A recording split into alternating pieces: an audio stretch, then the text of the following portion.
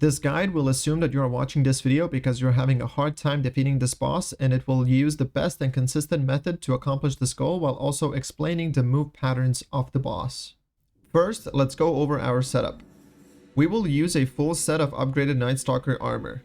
You can use any set, but in this example I use Shadewalker for movement speed.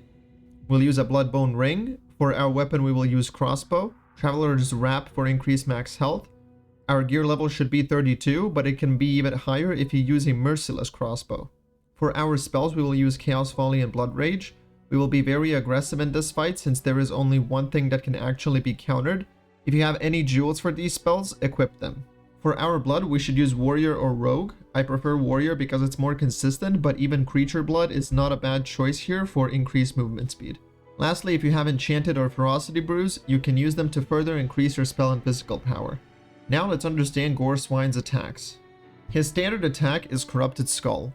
He will fire a skull projectile that will wiggle left and right in your general direction. If it hits you, it will do high damage and slow you. It is very important to not get hit by this. His second attack is Bone Explosion. He will summon a large explosion in a targeted area that will do high damage, and a few skulls will pop from the explosion itself around the outer radius that will do damage in an area. He will periodically go invisible to reposition.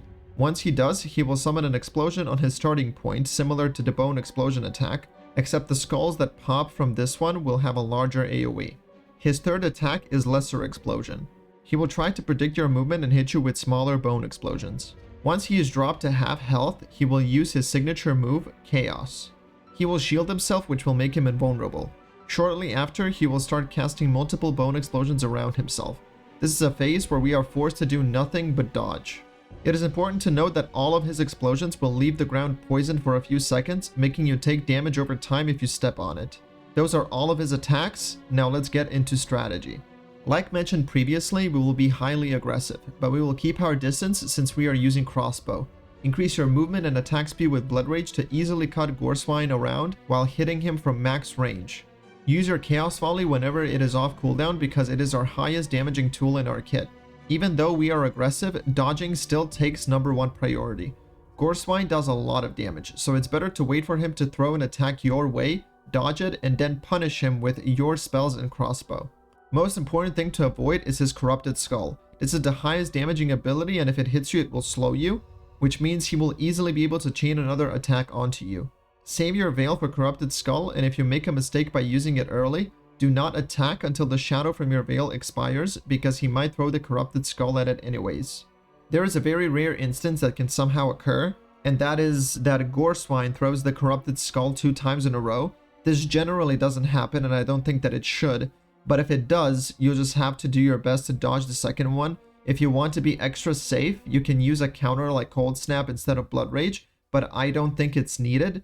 You can still use movement speed from Blood Rage to dodge the skull. And lastly, when he throws his Lesser Explosion, simply trick Goreswine. He will try to predict your movement and throw them ahead of you so you walk into them. Stand in a small area and then walk in one direction at a time until he misses all of them. That is all that we need to know. Now that we are prepared, let's hunt.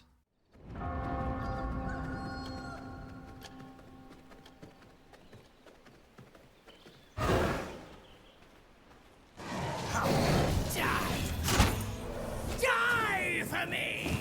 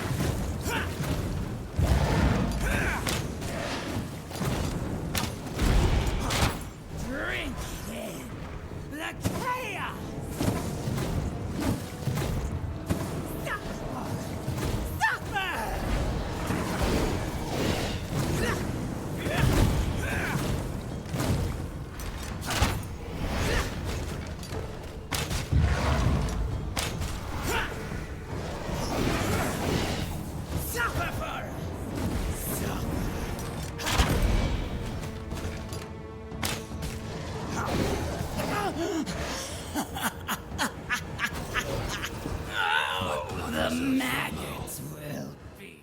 I hope this guide was useful. If it was, make sure to leave a like, and if you want to see more of these guides or V-Rising content in general, you can subscribe because I have a lot of plans of making content on this game in the future. Have a great rest of your day, and good hunting.